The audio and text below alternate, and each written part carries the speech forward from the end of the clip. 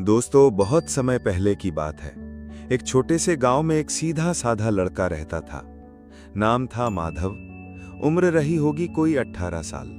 चेहरा मेहनत से तपे हुए चेहरे जैसा, पर आंखों में एक अलग सी चमक। वो गरीब परिवार का था, लेकिन हालात के आगे कभी झुका नहीं। माधव के पिता गंभीर बीमारी से पीड़ित थे।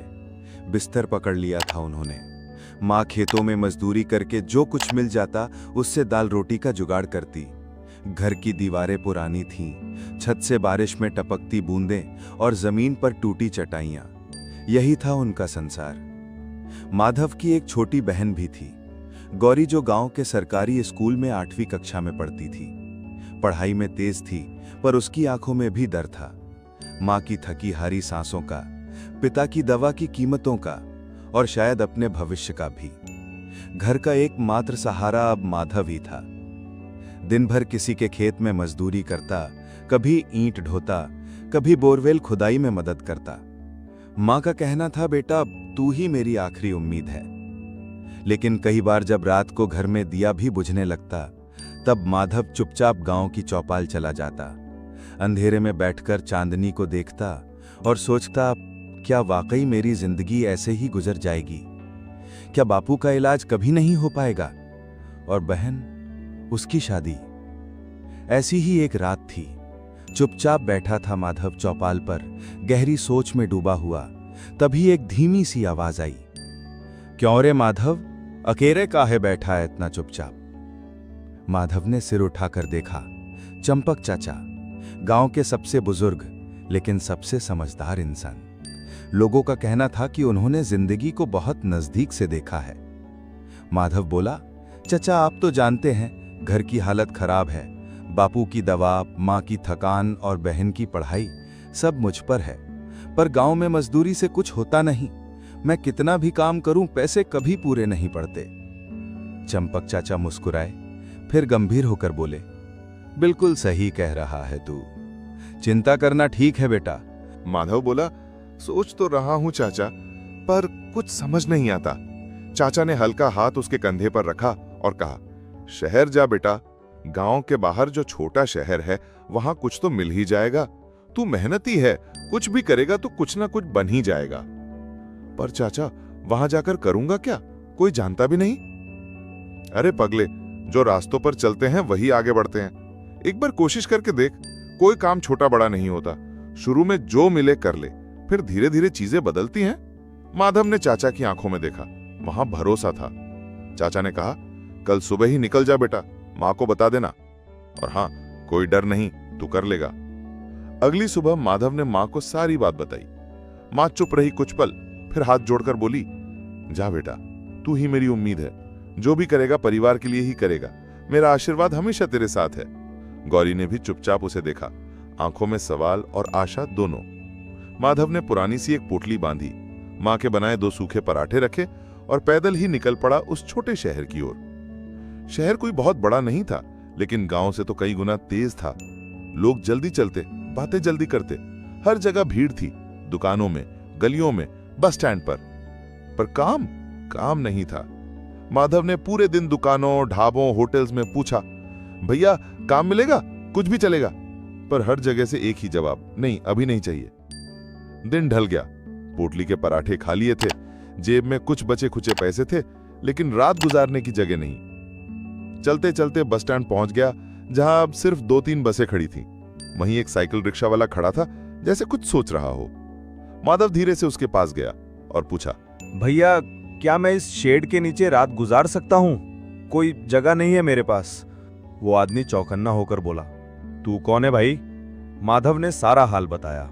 गांव से आया है, काम की तलाश में हूं। रिक्शा वाला थोड़ी देर चुप रहा, फिर बोला, देख भाई, ये छोटा शहर है, काम है पर इतना नहीं कि हर किसी को मिल जाए। पर तू चाहे तो एक काम कर सकता है। क्या? माधव की आंखों में उम्मीद चमकने लगी। रिक्शा चला लेता है? हाँ, साइकिल चलानी आती है तो बस मैं तुझे कल एक सेठ के पास ले जाऊंगा जो रिक्शा किराए पर देता है। अभी तू यहां सो जाए, मैं बस लेकर आता हूं। मेरी रात की सवारी आई है। माधव ने सर हिलाया। रिक्शा वाला चला गया और माधव ने पहली बार बस स्टैंड के शेड में आसमान की ओर देखकर सोचा, शायद यही रास्ता है जो मुझे कहीं पहुंचाएगा। सुबह उठते ही देखा वही रिक्शा वाला एक कप चाय लेकर आया। लो भाई, चाय पियो और चलो मेरे साथ, आज तुझे तुम्हारा पहला काम मिलेगा। माधव ने चाय पी और साथ चल पड़ा। थोड़ी देर बाद वे एक छोटी सी दुकान पर पहुंचे जहां कई रिक्शे खड़े थे। वो आदमी सेठ जी थोड़ा सख्त मिजाज का लगा, पर जब रिक्शा वाले ने उसकी गारंटी ली तो उसने माधव को एक रिक्शा दे दिया किराए पर। हर दिन 20 रुपए किराया, बाकी जो कमाओ तुम्हारा। रिक्शा ठीक से चलाना, टूटे तो जिम्मेदारी तेरी। माधव ने पहली बार एक नई जिम्मेदारी अपने हाथों में ली थी। उस दिन से माधव अब एक रिक्शा चालक बन गया। दिन भर शहर में सवारी ढूंढता, छोटे बड़े रास्तों से होता हुआ लोगों को उनके गंतव्य पर पहुंचाता। रात को वही शेड, वही रिक्शा उसकी नींद का बिस्तर बनता। न कोई शिकायत, न कोई बहाना, बस मेहनत, ईमानदारी और उम्मीद का रास्ता।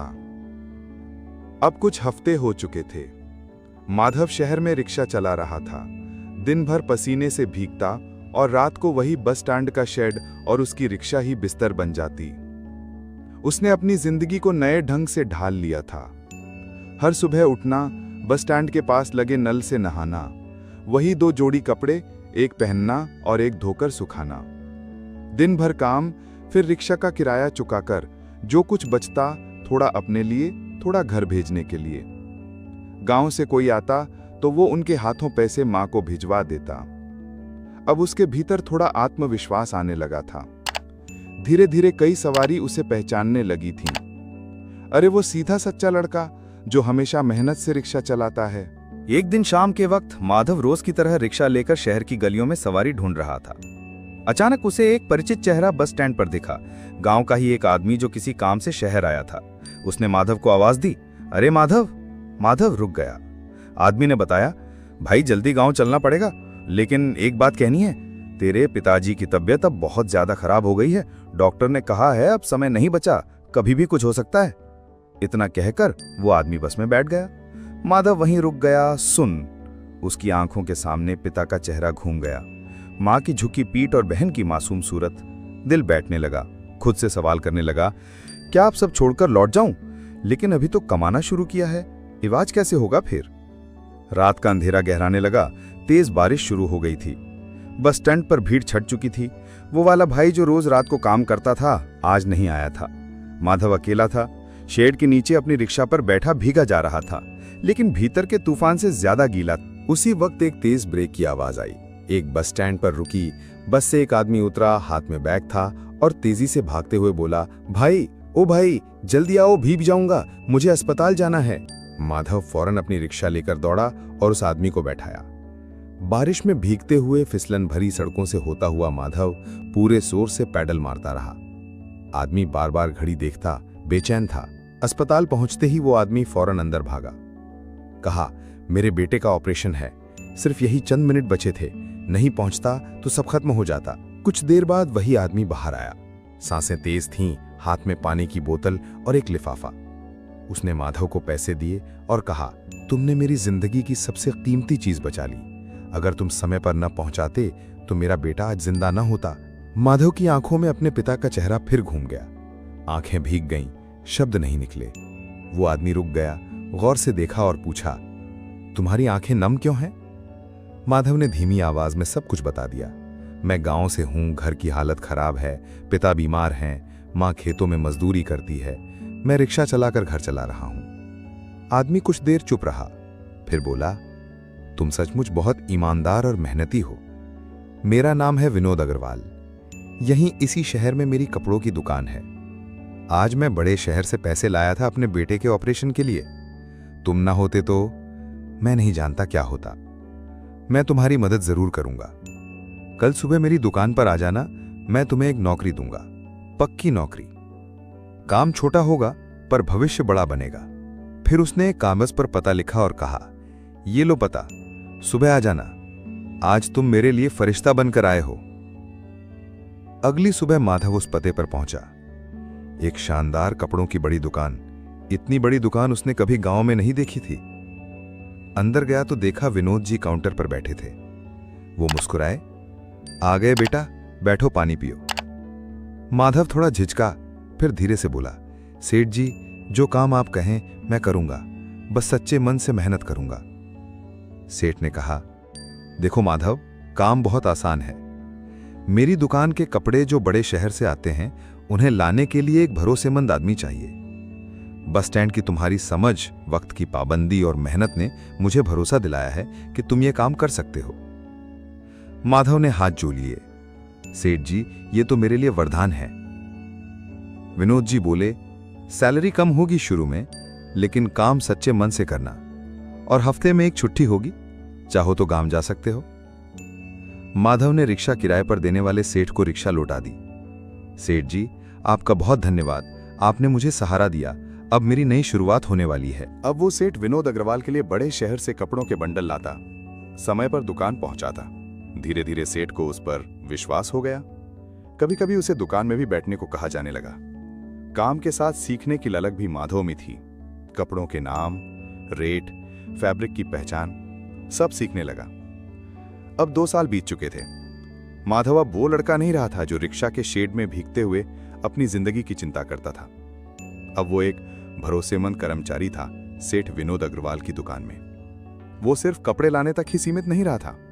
अब वो कभी कभी दुकान में ग्राहकों को कपड़े दिखाता, रेट बताता और धीरे धीरे व्यवसाय की बारीकियां समझने लगा था। सेठ विनोद जी को माधव पर अब पूरा भरोसा था। उन्होंने माधव से कई बार कहा था, बेटा, तू अब सिर्फ मेरा काम नहीं करता, तू मेरा भरोसा है। माधव को हफ्ते में एक छुट्टी मिलती थी। वो दिन उसका सबसे खास होता, क्योंकि वह उसी दिन गांव जाता था। बिना किसी को बताए वो सुबह बस पकड़ता और शाम को मां के हाथ का बना खाना खाता, पिता की दवाइयां ले जाता और बहन से पढ़ाई की बातें करता। अब पिता का इलाज शहर के अस्पताल में होने लगा था, जिसकी व्यवस्था सेठ जी की मदद से हुई थी। माधव के चेहरे पर अब आशा की रोशनी थी और मां के चेहरे पर गर्व का तेज। एक दिन दुकान बंद होने के बाद माधव ने विनोद जी से कहा, सेठ जी, एक बात कहनी है। हाँ माधव, बोलो। मैं सोच रहा हूं कि अपने गांव में एक छोटी सी कपड़ों की दुकान खोल लूं। माल आपसे ही लूंगा। गांव में अब कोई ऐसी दुकान नहीं है। शादी ब्याह का मौसम आते ही लोग बाहर जाते हैं। अगर दुकान खुल जाए तो परिवार के साथ भी रह सकूंगा। विनोद जी कुछ देर चुप रहे, फिर मुस्कुराए और बोले, तू तो मेरा ही लड़का है, ये भी कोई पूछने की बात है। तुझे कितना भी माल चाहिए मैं दूंगा, और कोई दिक्कत आए तो मुझे बताना। माधव की आंखें नम हो गईं। सेठ जी, आपने जो मेरे लिए किया वो मैं कभी नहीं भूलूंगा। अब सब तय हो चुका था। माधव ने गांव जाकर एक छोटा सा किराए का दुकान लिया। सेठ जी ने कपड़ों का माल भिजवाया, साड़ी, कुर्ते, शर्ट, बच्चों के कपड़े, सब कुछ। गांव के लोगों को पहली बार इतनी चीजें एक ही दुकान में दिखी। लोग कहने लगे, अरे ये तो वही माधव है ना जो शहर गया था काम की तलाश में, अब तो दुकान खोल लिए। चंपक चाचा भी दुकान पर आए, मुस्कुराए और बोले, वाह बेटा, आखिर तूने कर ही दिखाया। माधव झुककर बोला, चाचा, आपने ही तो कहा था, चलने की कोशिश करो, रास्ते अपने आप खुल जाते हैं। चाचा ने सिर पर हाथ रखा, तू मेरी बात को समझ गया, यही बहुत है। दुकान चल निकली थी। माधव ने जो पैसे कमाए उनसे घर की मरम्मत करवाई। छत टपकनी बंद हो गई, दीवारों पर प्लास्टर हुआ। पिता की तबीयत अब संभल रही थी। मां के चेहरे पर अब थकान कम और सुकून ज्यादा था। बहन गौरी की उम्र अब शादी की हो चली थी। माधव ने कुछ पैसे जमा किए, सेठ जी ने भी मदद की, और फिर एक दिन गांव में ही धूमधाम से गौरी की शादी हुई। गांव भर में चर्चा थी। माधव की मेहनत रंग लाई, बहन की शादी भी की और दुकान भी चमक रही है। अब जब काम ठीक चल रहा था, माधव ने उस किराए की दुकान को खरीद लिया। सेठ जी ने खुद आकर उस दिन दुकान का नारियल फोड़ा। सेठ जी ने कहा, माधव, आज मुझे लगता है कि मैंने उस दिन तुम्हें अस्पताल पहुंचाकर सिर्फ अपने बेटे को ही नहीं, अपनी तकदीर को भी बचा लिया था। माधव ने मुस्कुराकर कहा, सेठ जी, आपने जो मेरे लिए किया मैं हर रोज उसे याद करता हूं। आज अगर मैं कुछ हूं तो आपकी वजह से। सेठ बोले, नहीं बेटे, तो अपने हौसले की वजह से है। हमने तो बस तुझे एक मौका दिया था। एक शाम को माधव अपनी मां के पास बैठा था। मां ने उसका माथा सहलाया और कहा, बेटा, तूने कभी मेरी उम्मीद को तोड़ा नहीं, तूने मेरी दुनिया को नया जीवन दिया है। माधव ने मां का हाथ पकड़कर कहा, मां, तूने ही तो मुझे हिम्मत दी थी। तेरे आशीर्वाद के बिना तो मैं आज भी उस चौपाल पर बैठा होता, परेशान होकर। मां की आंखों में आंसू थे, लेकिन वो आंसू अब दुख के नहीं, गर्व और संतोष के थे। दोस्तों, माधव की कहानी हमें ये सिखाती है कि हालात चाहे जितने भी मुश्किल क्यों ना हो, अगर इरादे मजबूत हों और दिल में परिवार के लिए कुछ करने का जज्बा हो तो हर रात के बाद नई सुबह जरूर आती है। मेहनत कभी बेकार नहीं जाती।